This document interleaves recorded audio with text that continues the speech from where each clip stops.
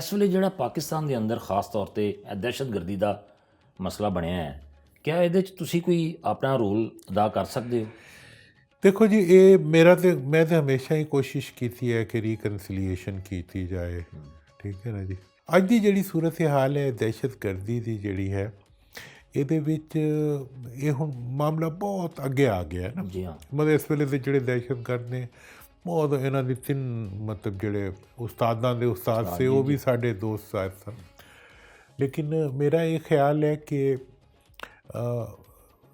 ਕਿਸੇ ਵੀ ਜਿਹੜੀ ਟਕਰਾਓ ਦੀ ਕੈਫੀਅਤ ਹੋਵੇ ਜਾਂ ਜੰਗ ਦੀ ਕੈਫੀਅਤ ਹੋਵੇ, ਝਗੜੇ ਦੀ ਕੈਫੀਅਤ ਹੋਵੇ, ਉਹਦਾ ਜਿਹੜਾ ਰਸਤਾ ਹੁੰਦਾ ਹੈ ਉਹ ਤੋਂ ਨਿਕਲਣ ਦਾ, ਉਹ ਕੋਈ ਆਖਰੀ ਰਸਤਾ ਤੇ ਡਾਇਲੋਗ ਹੀ ਹੁੰਦਾ ਹੈ, ਗੱਲਬਾਤ ਹੀ ਹੁੰਦੀ ਹੈ।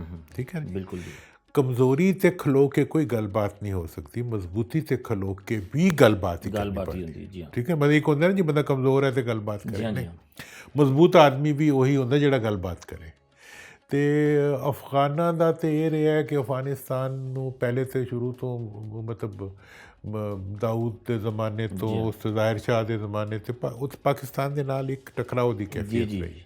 ਲੇਕਿਨ ਜਦੋਂ ਫਿਰ ਰਸ਼ੀਆ ਆ ਗਿਆ, ਉਸ ਤੋਂ ਬਾਅਦ ਜਿਸ ਤਰ੍ਹਾਂ ਪਾਕਿਸਤਾਨ ਨੇ ਉਹਨਾਂ ਦੀ ਹੈਲਪ ਕੀਤੀ ਅਤੇ ਸਾਨੂੰ ਇੱਕ ਉੱਥੇ ਸਾਡੇ ਰੂਟਸ ਡਿਵੈਲਪ ਹੋ ਗਏ।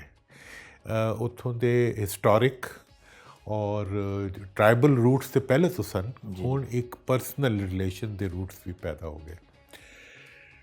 ਔਰ ਇਹਦੇ ਵਜ੍ਹਾ ਨਾਲ ਅਸੀਂ ਬੜੀ ਨੀਅਰ ਪਾਸਟ ਤੱਕਰ ਅਸੀਂ ਹਮੇਸ਼ਾ ਅਫਗਾਨਾਂ ਦੇ ਉਹ ਰਹੇ ਹਾਂ, ਨੁਮਾਇੰਦੇ ਹੀ ਰਹੇ ਹਾਂ। ਅਸੀਂ ਉਹਨਾਂ ਨੂੰ ਹਮੇਸ਼ਾ ਦੁਨੀਆ ਵਿੱਚ ਮੁਤਾਰਿਫ ਕਰਾਇਆ। ਜੀ ਬਿਲਕੁਲ। ਲੇਕਿਨ ਅੱਜ ਬੜੀ ਤਕਲੀਫ ਹੁੰਦੀ ਹੈ ਜਦੋਂ ਅਸੀਂ ਵੇਖਦੇ ਹਾਂ ਕਿ ਹੋਰ ਕੋਈ ਆ ਕੇ ਸਾਨੂੰ ਅਫਗਾਨਾਂ ਨਾਲ ਗੱਲ ਕਰਵਾਏ। ਇਹ ਮੇਰੇ ਖਿਆਲ ਵਿੱਚ ਇਹ ਸਾਡੀ ਤੁਸੀਂ ਸਮਝਦੇ ਹੋ ਕਿ ਜਿਹੜਾ ਮੌਜੂਦਾ ਜਿਹੜਾ ਦਹਿਸ਼ਤਗਰਦੀ ਦਾ ਮਾਮਲਾ ਹੈ, ਇਹਨੂੰ ਵੀ ਗੱਲਬਾਤ ਦੇ ਜ਼ਰੀਏ ਹੀ? ਦੇਖੋ ਜੀ, ਦਹਿਸ਼ਤਗਰਦੀ ਦਾ ਕੋਈ ਜਵਾਬ ਨਹੀਂ ਹੈ। ਇਸ ਦਹਿਸ਼ਤਗਰਦੀ ਦੇ ਅੰਦਰ ਯਕੀਨਨ ਕੋਤਾਹੀਆਂ ਨੇ। ਠੀਕ ਹੈ ਜੀ। ਉਸ ਪਾਸੇ ਦੀ ਇਹ ਕੋਤਾਹੀ ਹੈ ਕਿ ਸ਼ਾਇਦ ਉਹ ਬੈਕ ਕਰ ਰਹੇ ਹੋਣਗੇ ਉਹਨਾਂ ਦੇ ਅੰਦਰੋਂ ਕੋਈ ਲੋਕ। ਸਾਡੇ ਤਰਫ ਇਹ ਕੋਤਾਹੀ ਹੈ ਕਿ ਸਾਡੇ ਅੰਦਰ ਕੁਝ ਕਮਜ਼ੋਰੀਆਂ ਨੇ। ਠੀਕ ਹੈ ਨਾ ਜੀ, ਜਿਹੜੀ ਉਹਨਾਂ ਨੂੰ ਵੈਲਕਮ ਵੀ ਕਰ ਰਹੀਆਂ ਨੇ। ਮਤਲਬ ਇਹ ਹੈ ਕਿ ਨਾ ਕੋਈ ਮੁਕੰਮਲ ਬੁਰਾ ਹੁੰਦਾ ਹੈ ਅਤੇ ਨਾ ਕੋਈ ਮੁਕੰਮਲ ਚੰਗਾ ਹੁੰਦਾ ਹੈ। ਅਸਲ ਗੱਲ ਤਾਂ ਇਹ ਹੁੰਦੀ ਹੈ ਕਿ ਜਦੋਂ ਕਿਸੇ ਇਸ਼ੂ ਨੂੰ ਰਿਜ਼ੋਲਵ ਕਰਨਾ ਹੋਵੇ ਤਾਂ ਕਾਮਨ ਗਰਾਊਂਡਸ ਲੱਭਣੇ ਪੈਂਦੇ ਨੇ। ਅੱਲਾਹ ਦੇ ਰਸੂਲ ਸੱਲੱਲਾਹੁ ਅਲੈਹਿ ਵਸੱਲਮ ਨੇ ਕਹਿਣਾ ਕਿ ਦੁਸ਼ਮਣ ਸੇ ਵੀ ਬਾਤ ਵਹਾਂ ਉੱਥੋਂ ਸ਼ੁਰੂ ਕਰੋ ਜਿੱਥੇ ਕਾਮਨੈਲਿਟੀਜ਼ ਹੋਣ। ਕਾਫਰਾਂ ਨਾਲ ਵੀ ਮਤਲਬ ਟੱਕਰ ਨਾ ਮਾਰੋ, ਗੱਲ ਕਰੋ। ਮੇਰੀ ਤਾਂ ਇਹੀ ਹੈ ਕਿ ਸਾਨੂੰ ਜ਼ਬਾਨ ਨਰਮ ਰੱਖਣੀ ਚਾਹੀਦੀ ਹੈ, ਸਾਨੂੰ ਡਾਇਲੋਗ ਦਾ ਦਰਵਾਜ਼ਾ ਬੰਦ ਨਹੀਂ ਕਰਨਾ ਚਾਹੀਦਾ। ਅਸੀਂ ਇੰਟੈਂਸ਼ਨਸ ਦਾ ਐਲਾਨ ਨਾ ਕਰੀਏ, ਅਸੀਂ ਇਕਦਾਮਾਤ ਕਰੀਏ। ਬਿਲਕੁਲ ਸਹੀ। ਔਰ ਚੀਜ਼ਾਂ ਨੂੰ ਇਫੈਕਟਿਵਲੀ ਕੰਟਰੋਲ ਕਰੀਏ। ਅੱਛਾ ਸਰ, ਤੁਸੀਂ ਪਾਸਬਾਨ ਬਣਾਈ ਅਤੇ ਜਿਹਦਾ ਬੁਨਿਆਦੀ ਮਕਸਦ ਇਹ ਸੀ ਕਿ ਜ਼ੁਲਮ, ਜ਼ਿਆਦਤੀ ਅਤੇ ਅਥਾਰਟੀ ਦੇ ਖਿਲਾਫ ਆਵਾਜ਼ ਚੁੱਕਣੀ, ਅਤੇ ਬਾਅਦ 'ਚ ਫਿਰ ਉਸ ਤੰਜ਼ੀਮ ਦਾ ਕੀ ਬਣਿਆ ਸਰ? ਇੱਕ ਸੋਸ਼ੋ ਪੋਲੀਟੀਕਲ ਆਰਗੇਨਾਈਜੇਸ਼ਨ ਬਣਾਈ ਅਸੀਂ ਪਾਸਬਾਨ ਦੇ ਨਾਂ 'ਤੇ, ਜਿਹੜੀ ਕਿ ਮਜ਼ਲੂਮ ਦੇ ਨਾਲ ਖਲੋਂਦੀ ਸੀ। ਸਹੀ। ਉਥੀ ਤੇ ਉਹ ਮਤਲਬ ਉਹਦਾ ਐਂਗਲ ਤਾਂ ਸਿਆਸੀ ਹੈ। ਮਜ਼ਲੂਮ ਨਾਲ ਖਲੋਣਾ ਜਿਹੜਾ ਹੈ ਉਹ ਬੜਾ ਇੱਕ ਮਤਲਬ ਤਾਕਤਵਰ ਕੰਮ ਹੈ। ਜੀ। ਅਤੇ ਉਸ ਵੇਲੇ ਨਾ ਤੁਹਾਡੇ TV ਸਨ, ਨਾ ਤੁਹਾਡੇ ਸੋਸ਼ਲ ਮੀਡੀਆ ਸੀ। ਬਸ ਇੱਕ ਅਖਬਾਰ ਹੁੰਦਾ ਸੀ ਜਿਹਦੇ ਵਿੱਚ ਇੱਕ ਕਾਲਮ ਦੀ, ਇੱਕ ਲਾਈਨ ਦੀ ਖਬਰ ਵੀ ਬੜੀ ਗੱਲ ਹੁੰਦੀ ਸੀ। ਬਿਲਕੁਲ। ਅਤੇ ਅਸੀਂ ਉਸ ਵੇਲੇ ਪਾਸਬਾਨ ਬਣਾਈ ਔਰ ਪਾਸਬਾਨ ਦਾ ਕੌਨਸੈਪਟ ਇਹ ਸੀ ਕਿ ਕਾਨੂੰਨ ਨੂੰ ਹੱਥ ਵਿੱਚ ਲਿੱਤੇ ਬਗੈਰ, ਕਾਰੇ ਸਰਕਾਰ ਵਿੱਚ ਮਦਾਖਲਤ ਕੀਤੇ ਬਗੈਰ ਮਜ਼ਲੂਮ ਦੇ ਨਾਲ ਖਲੋਣਾ। ਇਹ ਮੈਂ ਅੱਜ ਕੱਲ੍ਹ ਇਸ ਲਈ ਕਰ ਰਿਹਾ ਕਿ ਸਾਡੇ ਸਿਆਸਤਦਾਨਾਂ ਨੂੰ ਵੀ ਇਹ ਸਬਕ ਭੁੱਲ ਗਿਆ ਹੈ ਕਿ ਬਈ ਕਾਨੂੰਨ ਹੱਥ 'ਚ ਲੈਣਾ ਆਵਾਮ ਦਾ, ਸਿਆਸਤਦਾਨਾਂ ਦਾ ਕੰਮ ਨਹੀਂ ਹੁੰਦਾ। ਔਰ ਕਾਰੇ ਸਰਕਾਰ ਵਿੱਚ ਮਦਾਖਲਤ ਕਰਨਾ, ਇਹ ਰੀਸੈਂਟ ਜਿਹੜਾ ਪਾਸਟ ਗੁਜ਼ਰਿਆ, ਅਸੀਂ ਇਹ ਧਰਨੇ ਔਰ ਇਹ ਜਿਹੜਾ ਮਤਲਬ ਕਾਨੂੰਨ ਨੂੰ ਤੋੜਨ ਦੀ ਜਿਹੜੀ ਹੈਸੀਅਤ ਸੀ, ਇਹ ਸਾਡੇ ਉਹਦੇ ਵਿੱਚ ਨਹੀਂ ਸੀ। ਸਹੀ ਹੈ। ਇਸ ਲਈ ਨਾ ਅਸੀਂ ਕਦੀ ਫੜੇ ਗਏ ਅਤੇ ਨਾ ਸਾਡੇ ਉੱਤੇ ਕਦੀ ਕੋਈ ਹੱਥ ਚੁੱਕ ਸਕਿਆ। ਸਾਡਾ ਕੌਨਸੈਪਟ ਇਹ ਸੀ ਕਿ ਮਜ਼ਲੂਮ ਨਾਲ ਜਾ ਕੇ ਖਲੋ ਜਾਓ, ਉਹਦੀ ਆਵਾਜ਼ ਨੂੰ ਉੱਤੇ ਕਰੋ, ਅਬਲਾਗ ਕਰੋ, ਉਹਦੇ ਨਾਲ ਪ੍ਰੋਟੈਸਟ ਕਰੋ। ਕਾਨੂੰਨ ਦੀ ਮਤਲਬ ਅਗਰ 144 ਵੀ ਲੱਗ ਜਾਂਦਾ ਸੀ ਨਾ, ਤਾਂ ਅਸੀਂ ਦੋ ਬੰਦੇ ਟੁਰਨਾ ਸ਼ੁਰੂ ਕਰ ਦਿੰਦੇ ਸੀ ਬਲੈਕ ਕਾਰਡ ਚੁੱਕ ਕੇ। ਉਹਦੇ ਤੋਂ ਕੋਈ ਨਹੀਂ ਰੋਕ ਸਕਦਾ। ਕਿਸੇ ਥਾਣੇ ਨੇ ਉਹਨੂੰ ਜਲਾਇਆ, ਕਿਸੇ ਨੇ ਨਹੀਂ ਕੀਤਾ। ਲੇਕਿਨ ਉਹ ਇਤਨੀ ਵੱਡੀ ਤਾਕਤ ਬਣ ਗਈ ਕਿ ਜਦੋਂ ਉਹ ਕੋਈ ਮਜ਼ਲੂਮ ਜਿਹੜਾ ਸੀ ਉਹ ਉਹਦੇ ਖਿਲਾਫ ਕੋਈ ਤਾਕਤਵਰ ਅਗਰੈਸ਼ਨ ਕਰਦਾ ਸੀ ਔਰ ਅਸੀਂ ਮਜ਼ਲੂਮ ਦੇ ਪਿੱਛੇ ਖਲੋ ਜਾਂਦੇ ਸੀ ਜਾ ਕੇ, ਤੇ ਫਿਰ ਉਹ ਤਾਕਤਵਰ ਕਮਜ਼ੋਰ ਹੋ ਜਾਂਦਾ ਸੀ, ਮਜ਼ਲੂਮ ਤਾਕਤਵਰ ਹੋਏ। ਔਰ ਦੂਜੀ ਗੱਲ ਇਹ ਸੀ ਕਿ ਸਾਨੂੰ ਕੁਝ ਕਰ ਨਹੀਂ ਸਕਦੇ ਸੀ, ਕੋਈ ਕਾਨੂੰਨ ਤੇ ਤੋੜ ਨਹੀਂ ਰਹੇ ਹੁੰਦੇ ਸੀ।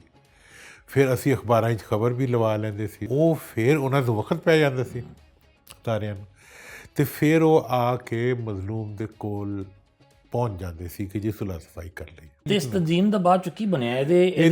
ਇਹਦੇ ਸਰਪ੍ਰਸਤ ਸਨ ਕਾਜ਼ੀ ਹੁਸੈਨ ਅਹਿਮਦ ਸਾਹਿਬ, ਉਹ ਵੀ ਛੱਡ ਕੇ ਚਲੇ ਗਏ ਬਾਅਦ 'ਚੋਂ। ਹਾਂ, ਕਾਜ਼ੀ ਸਾਹਿਬ ਅਸਲ ਵਿੱਚ ਜਦੋਂ ਹੋਇਆ ਉਸ ਤੋਂ ਬਾਅਦ ਫਿਰ ਕਾਜ਼ੀ ਸਾਹਿਬ ਨੂੰ ਜਮਾਤ ਨੇ ਉਹਨਾਂ ਨੂੰ ਰੋਕ ਦਿੱਤਾ ਕਿ ਤੁਸੀਂ ਇਸ ਆਰਗੇਨਾਈਜੇਸ਼ਨ ਨੂੰ ਖਤਮ ਉਹਨਾਂ ਨੇ ਕਰ ਦਿੱਤਾ ਆਪਣੀ ਤਰਫ। ਤੇ ਮੈਨੂੰ ਕਾਜ਼ੀ ਸਾਹਿਬ ਨੇ ਕਿਹਾ ਕਿ ਵੀ ਤੂੰ ਜਮਾਤ ਇਸਲਾਮੀ 'ਚ ਆ ਜਾ, ਮੇਰੇ ਨਾਲ ਆ ਜਾ। ਬੜੀ ਅੱਛੀ ਉਹਨਾਂ ਨੇ ਹੈਸੀਅਤ ਵੀ ਆਫਰ ਕੀ ਸੀ। ਅਤੇ ਮੈਂ ਉਹਨਾਂ ਨੇ ਕਿਹਾ ਜੀ ਕਿ ਮੈਂ ਕੋਈ ਅਹੁਦਾ ਨਹੀਂ ਲਵਾਂਗਾ, ਮੈਂ ਜਿਹੜਾ ਕੰਮ ਕਰਨਾ ਹੈ ਇਹੀ ਕਰਦਾ ਰਹਾਂਗਾ। ਫਿਰ ਅਸੀਂ ਆਪਣੇ ਤੌਰ 'ਤੇ ਕਰਦੇ ਰਹੇ। ਬਾਅਦ 'ਚ ਸੁਣਿਆ ਤੁਸੀਂ ਉਹ ਪਾਸਬਾਨ ਨੂੰ PTI ਦੇ ਹਵਾਲੇ ਕਰ ਦਿੱਤਾ। ਨਹੀਂ, ਪਾਸਬਾਨ ਦੇਖੋ ਅਸੀਂ ਕਿੰਨੇ ਪ੍ਰੋਗਰਾਮ ਕੀਤੇ ਇੱਥੇ। ਮੈਂ ਪਾਕਿਸਤਾਨ ਵਿੱਚ ਪਹਿਲੀ ਵਾਰ ਜਿਹੜਾ ਹੈ ਉਹ ਸ਼ਾਦੀ ਦਰਬਾਰ ਦਾ, ਇਹ ਇਜਤਮਾਹੀ ਸ਼ਾਦੀਆਂ ਦਾ ਜਿਹੜਾ ਪਾਕਿਸਤਾਨ ਵਿੱਚ ਤਸੱਵੁਰ ਹੈ, ਇਹ ਪਾਸਬਾਨ ਦੇ ਪਲੇਟਫਾਰਮ 'ਤੇ ਅਸੀਂ ਕੀਤਾ। ਫਿਰ ਰੋਜ਼ਗਾਰ ਬਾਜ਼ਾਰ ਲਾਏ, ਮਲਿਕ ਮਿਰਾਜ ਖਾਲਿਦ ਸਾਹਿਬ, ਅਸੀਂ ਲੋਕਾਂ ਨੂੰ ਰੋਜ਼ਗਾਰ ਦੇ ਜ਼ਰੀਏ, ਅੱਜ ਕੱਲ੍ਹ ਜਿਤਨੀ ਰੋਜ਼ਗਾਰ ਦੀਆਂ ਸਕੀਮਾਂ ਨੇ ਉੱਥੋਂ ਸ਼ੁਰੂ ਹੋਈ। ਸ਼ਾਦੀਆਂ ਦੇ ਇਜਤਮਾਹੀ ਦਾ ਜਿੰਨਾ, ਔਰ ਇਜਤਮਾਹੀ ਦਾ ਜਿਹੜਾ ਲਾਹੌਰ ਦਾ ਪ੍ਰੋਗਰਾਮ ਸੀ, ਇਹਦੇ ਵਿੱਚ ਅੱਲਾ ਮਗਫਰਤ ਕਰੇ ਬੀਬੀ ਬੇਨਜ਼ੀਰ ਸਾਹਿਬਾ, ਉਹ ਆਪ ਤਸ਼ਰੀਫ ਲੈ ਕੇ ਆਈਆਂ ਸਨ। ਔਰ ਅਸੀਂ ਹੈਰਾਨ ਸੀ, ਸਾਰਾ ਮੀਡੀਆ ਵੀ, ਦੁਨੀਆ ਕਿ ਬਈ ਕੋਈ ਵੀ ਨਹੀਂ ਇਹਨਾਂ ਦਾ ਮਤਲਬ ਪਤਾ ਹੀ ਕੋਈ ਨਹੀਂ। ਔਰ ਫਿਰ ਮੈਂ ਇੱਥੇ ਇਸਲਾਮ ਲਾਹੌਰ ਵਿੱਚ ਸੈਮੀਨਾਰ ਕਰਾਏ ਜਿਹਦੇ ਵਿੱਚ GS ਸਿੰਧ ਨੂੰ ਲੈ ਕੇ ਆਇਆ, ਇਮਰਾਨ ਖਾਨ ਸਾਹਿਬ ਨੂੰ ਲੈ ਕੇ ਆਇਆ, ਬਾਕੀ ਵੀ ਸਾਰੇ ਪਾਕਿਸਤਾਨ ਦੇ ਜਿਤਨੇ ਵੀ। ਅਤੇ ਅਸੀਂ ਬਹੁਤ ਰੀਕਨਸੀਲੀਏਸ਼ਨ ਔਰ ਕੌਮੀ ਇਸ਼ੂਜ਼ ਦੇ ਉੱਤੇ, ਇਹ ਤੁਹਾਨੂੰ ਪਤਾ ਹੈ ਪਾਕਿਸਤਾਨ ਵਿੱਚ ਐਕਸਪਾਇਰੀ ਡੇਟ ਨਹੀਂ ਹੁੰਦੀ ਸੀ ਕਿਸੇ ਚੀਜ਼ ਦੇ ਉੱਤੇ। ਅਸੀਂ ਉਸ ਪਲੇਟਫਾਰਮ ਤੋਂ ਇਸ ਚੀਜ਼ ਨੂੰ ਚੁੱਕਿਆ। ਔਰ ਅੱਜ ਉਹਦੇ ਉੱਤੇ ਵੀ, ਸਾਬੁਣ ਦੇ ਉੱਤੇ ਵੀ ਐਕਸਪਾਇਰੀ ਡੇਟ ਲਿਖੀ ਹੁੰਦੀ, ਪਹਿਲੇ ਕਿਸੇ ਚੀਜ਼ 'ਤੇ, ਦੁੱਧ 'ਤੇ, ਘੀ 'ਤੇ ਨਹੀਂ ਹੁੰਦੀ ਸੀ। ਉਹ ਵੀ ਸਾਰੀ ਚੀਜ਼ ਉੱਥੋਂ ਅਸੀਂ ਚੁੱਕੀ। ਫਿਰ ਇਹ ਹੋਇਆ ਕਿ ਖਾਨ ਸਾਹਿਬ ਨੂੰ ਜਦੋਂ ਵਰਲਡ ਕੱਪ ਜਿੱਤ ਕੇ ਆਏ, ਅਤੇ ਮੇਰਾ ਇਹ ਖਿਆਲ ਸੀ ਕਿ ਖਾਨ ਸਾਹਿਬ ਦਾ ਕਰਿਸ਼ਮਾ ਬਹੁਤ ਹੈ, ਪਬਲਿਕ ਉਹਨਾਂ ਨੂੰ ਕਾਫੀ ਜ਼ਿਆਦਾ ਉਹ ਕਰਦੀ ਹੈ।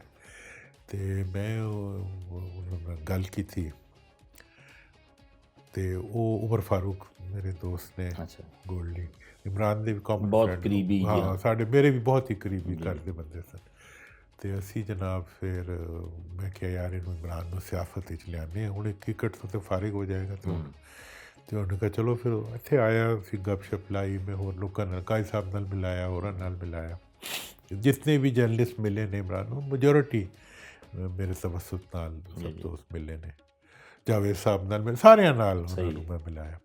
ਅਤੇ ਫਿਰ ਜਨਾਬ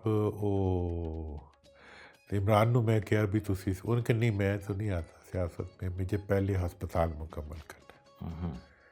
मैंने कहा तो कहने जब अस्पताल मुकम्मल होगा उसके बाद मैं फिर सोचूंगा ना। सही।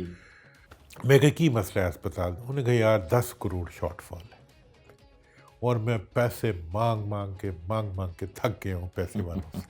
हकीकत भी थी, और जगह गया बेचारा, अपना भी उन्हें बहुत कुछ दे दिता, सब कुछ ना। तो फिर ये होया कि मैं क्या तू अब इंज करो तुसी कि हुण आवाम को जाओ। वो कैसे? तो मैं एक फिर उन्होंने मॉडल बना के दिता कि इस तरीके नाल। उसने कहा इसमें तो बड़ी मैन पावर की ज़रूरत है। मैंने कहा वो मैं दे दूँगा। तो मैं पासबान, हाँ, मैं पासबान की पूरी तंजीम जिहड़ी सी वो इमरान दे नाल कर दित्ती। तो फिर जनाब वो जदों जिथे जांदा सी ਉੱਥੇ ਨੋਟ ਵੀ ਡਿੱਗਦੇ ਸਨ ਅਤੇ ਆਵਾਮ ਵੀ ਉਹਦੇ ਉੱਤੇ ਡਿੱਗਦੇ ਸਨ। ਉਹਦੀ ਆਪਣੀ ਕਿਸਮਤ ਹੈ। ਠੀਕ ਹੈ ਨਾ ਜੀ। ਪ੍ਰਾਪਰਟੀਆਂ ਲੋਕ ਦੇ ਰਹੇ ਨੇ, ਮਤਲਬ 10 ਕਰੋੜ ਤੋਂ ਵੀ ਕਿੱਥੇ ਜ਼ਿਆਦਾ ਉਹਨੂੰ ਬਿਲਕੁਲ ਸਹੀ ਫੰਡ ਜਨਰੇਸ਼ਨ ਹੋ ਗਈ।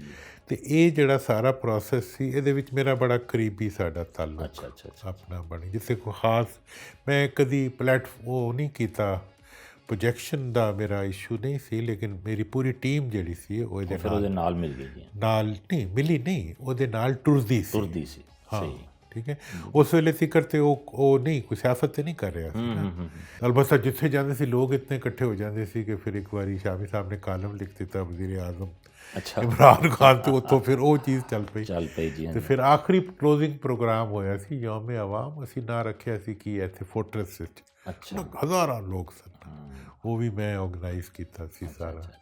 ਤੇ ਲੇਕਿਨ ਇਸ ਤਰ੍ਹਾਂ ਸੀ ਨਾ ਕਿ ਲੋਕ ਪੈਸੇ ਸੁੱਟਦੇ ਸੀ ਬੋਰੀਆਂ ਭਰ ਕੇ ਨਾ ਉਹਦੇ ਉੱਤੇ। ਸਹੀ ਹੈ। ਸਵੇਰੇ ਬੈਂਕ ਵਾਲੇ ਨਾਲ ਹੁੰਦੇ ਸੀ, ਸਵੇਰੇ ਬਕਸੇ ਲੈ ਕੇ ਨਿਕਲਦੇ ਸੀ, ਸ਼ਾਮ ਨੂੰ ਬਕਸੇ ਭਰੇ ਹੁੰਦੇ ਸੀ। ਠੀਕ ਹੈ, ਉਹਦੇ ਤੇ ਇਤਮਾਦ ਸੀ ਲੋਕਾਂ ਦਾ। ਬਿਲਕੁਲ ਸਹੀ। ਤੇ ਇਹ ਹੋਇਆ। ਫਿਰ ਆਖਰ ਵਿੱਚ ਜਦੋਂ ਉਹਨੇ ਪਾਰਟੀ ਬਣਾਉਣ ਦਾ ਫੈਸਲਾ ਕੀਤਾ, ਮੇਰਾ ਇੱਥੇ ਗੁਲਬਰਗ ਵਿੱਚ ਦਫ਼ਤਰ ਸੀ ਤੇ ਉਹ ਮੇਰੀ ਪੂਰੀ ਟੀਮ ਇਕੱਠੀ ਹੋਈ ਸੀ ਤੇ ਉੱਥੇ ਉਹ ਫਿਰ ਤਸ਼ਰੀਫ ਲਿਆਏ। ਉਹਨੇ ਮਿਹਰਬਾਨੀ ਕੀਤੀ, ਉਹਨਾਂ ਨੇ ਮੈਨੂੰ ਵੀ ਕਿਹਾ ਕਿ ਜੀ ਆਪ ਅਬ ਹਮਾਰੇ ਸਾਥ ਹੋ, ਹਮ ਪਾਰਟੀ ਬਣਾ ਰਹੇ ਹਾਂ।